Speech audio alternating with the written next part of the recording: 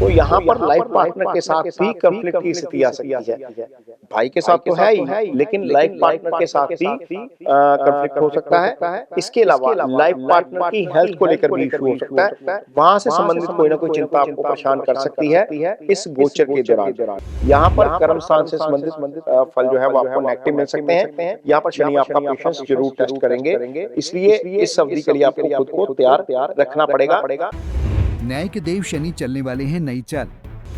सोने के पाए में शनि चमकाएंगे किस्मत। जाने मीन राशि पर कैसा होगा इसका असर।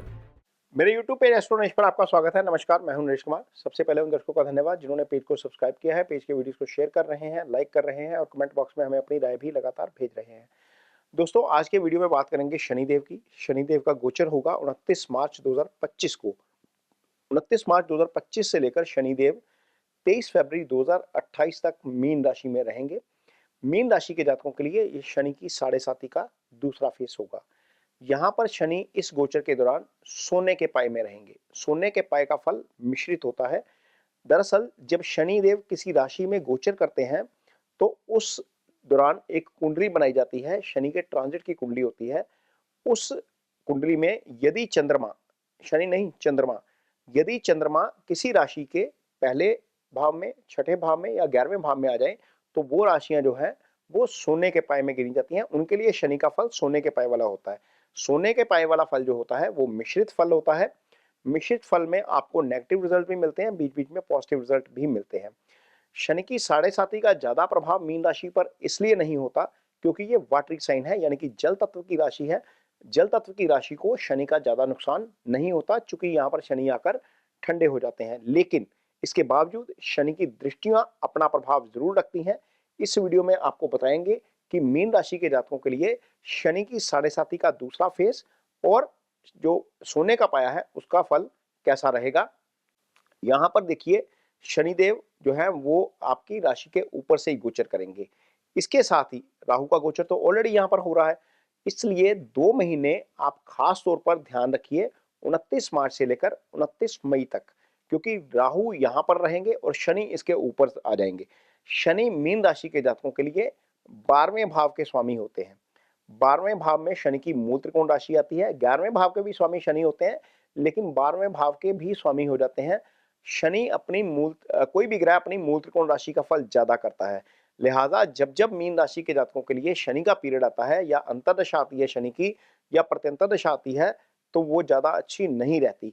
इसलिए शनि की इस अवधि में खासतौर पर सतर्कता बरतने की जरूरत रहेगी। 2 महीने तो खासतौर पर अलर्ट पे रहिए आप। इसके अलावा जब यहाँ पर शनि गोचर करेंगे तो आपके लिए तीसरी दृष्टि तीसरे भाव के ऊपर जाएगी। जो तीसरा भाव होता है ये आपके पराक्रम का भाव होता है, आपके कॉन्फिडेंस का भाव होता है, आपके छोटे भाई का भाव होता है। आपका बाहुबल यहीं से देखा जाता है।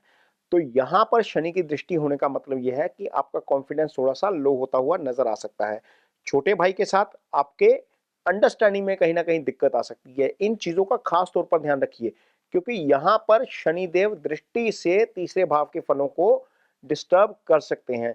यदि आपको इस चीज की एडवांस में जानकारी है कि छोटे भाई के साथ आपका विवाद हो सकता है तो कोशिश करिए कि जिन चीजों पर, जिन विषयों पर आपका विवाद हो सकता है उन विषयों को थोड़ा सा अवॉइड कर दिया जाए या वहां पर कॉन्फ्लिक्ट ना किया जाए, अपनी तरफ से ना किया जाए, बहुत ज्यादा अवॉइड कर दिया जाए तो यहां पर उस चीज से बचा जा सकता है।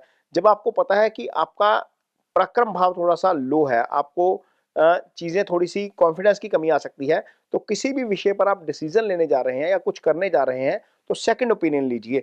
वहां पर सेकंड ओपिनियन आपकी हेल्प कर सकती है, आपका कॉन्फिडेंस उससे बढ़ सकता है। ये चीजें जरूर करनी चाहिए जब आपका प्लैनेटरी मूवमेंट आपके फेवर में नहीं होता। यहाँ पर शनि की सप्तम दृष्टि आपके सप्तम भाव के ऊपर जाती है। सप्तम भाव जो है वो आपकी कुंडली का पार्टनर का भाव होता है। वो भले ही आपके बिजनेस पार्टनर का भाव हो, भले ही आपके लाइफ पार्टनर का भाव हो। लाइफ पार्टनर और बिजनेस पार्टनर सप्तम भाव से आते हैं तो यहाँ पर लाइफ पार्टनर के साथ भी कंफ्लिक्ट की स्थिति आ सकती है। भाई के साथ तो है ही, लेकिन लाइफ पार्टनर के साथ भी कंफ्लिक्ट हो सकता है। इसके अलावा लाइफ पार्टनर की हेल्थ को लेकर भी इशू हो सकता है। वहां से संबंधित कोई ना कोई चिंता आपको परेशान कर सकती है इस गोचर के दौरान। इसके अलावा शनि की दृष्टि एक रहेगी दशम भाव के ऊपर। दशम भाव आपका कर्म स्थान होता है, यानी कि कारोबार का स्थान है, आपकी नौकरी यहीं से आती है। आप कोई भी फ्रीलांस का काम करते हैं जिससे आपको अर्निंग आती है, वो सारा दशम भाव से ही देखा जाएगा। तो दशम भाव के ऊपर शनि की दृष्टि आपका कारोबार प्रभावित कर सकती है। वहां पर रिजल्ट आपकी इच्छाओं के मुताबिक हो सकता है ना आए। ऐसा हो सकता है कि आप 10 रुपए का एफर्ट कर रहे हैं और आपको उसका रिटर्न 8 रुपए आए, या आपको 7 रुपए आए, या 9 रुपए भी मान सकते हैं, लेकिन वो ज्यादा की तरफ नहीं जाएगा। ऐसा होएगा बीच बीच में कि आपको कुछ ना कुछ उसके अच्छे फल भी मिले, लेकिन बहुत ज्यादा अच्छे फल आपको नहीं मिलेंगे। यहाँ पर कर्म स्थान से संबंधित फल जो है वो आपको नेगेटिव मिल सकते हैं। यहाँ पर शनि आपका पेशेंस जरूर टेस्ट करेंगे, इसलिए इस अवधि के लिए आपको खुद को तैयार रखना पड़ेगा। थोड़ा सा एडवांस में प्लानिंग करेंगे तो कारोबार के फ्रंट के ऊपर तो कारोबारी एडवांस में प्लानिंग करके बहुत सारी चीजें ठीक कर लेते हैं। ये टोटल अवधि जो है वो लगभग 23 फरवरी 2028 तक, ये 1061 दिन का पीरियड बनता है, जिसमें से शनि 3 जून 2027 से लेकर 20 अक्टूबर 2027 तक वक्री अवस्था में चलते हुए जो है वो आपके कुंभ राशि में आ जाएंगे। लेकिन 941 दिन, मोटा मोटा 921 दिन का पीरियड है जब शनिदेव आपके लिए इसी भाव में रहेंगे। तो 921 दिन ये लोहे का पाया रहेगा लगभग, और शनि की दूसरी ढैया आपके ऊपर चलेगी 7.5 की। इन एरियाज ऑफ लाइफ को लेकर आपको थोड़ा सा ज्यादा अलर्ट रहना पड़ेगा। शनि नेचुरल रोग कारक ग्रह है। यदि आपको कोई प्रॉब्लम आती है इस ढैया के दूसरे फेज में, फिजिकल प्रॉब्लम कोई आती है, तो डॉक्टर जो भी आपको सलाह दे रहे हैं उसको फॉलो करिए, उसको नजरअंदाज ना करिए। इंग्लिश में कहा जाता है prevention is better than cure. यदि हम प्रिवेंशन थोड़ा सा कर लेंगे तो इलाज लंबा नहीं चलेगा, वरना शनि जो है वो समय के कारक हैं, डिले के कारक हैं। चीजें जो है वो लंबी खिंच जाती हैं शनि की अवधि में, तो लिहाजा थोड़ा सा इस तरफ भी आपको ध्यान रखने की जरूरत पड़ेगी। यदि आपकी कुंडली में शनि की स्थिति खराब है, शनि आपकी कुंडली में राहु केतु एक्सिस में है, शनि मंगल या सूर्य से पीड़ित है, शनि 8वें या 12वें भाव में पड़े हुए हैं, तो आपको शनि की रेमेडीज जरूर करनी चाहिए। जिनके ऊपर शनि की ढैया चल रही है, 7.5 चल रही है, उनको तो रेमेडीज करनी ही चाहिए। अदरवाइज भी जिनकी कुंडली में शनि की स्थिति कमजोर है या अस्त स्थिति में है, उनको शनि का जो मंत्रास है ओम शन शनिश्चराय नमः का जप करना चाहिए।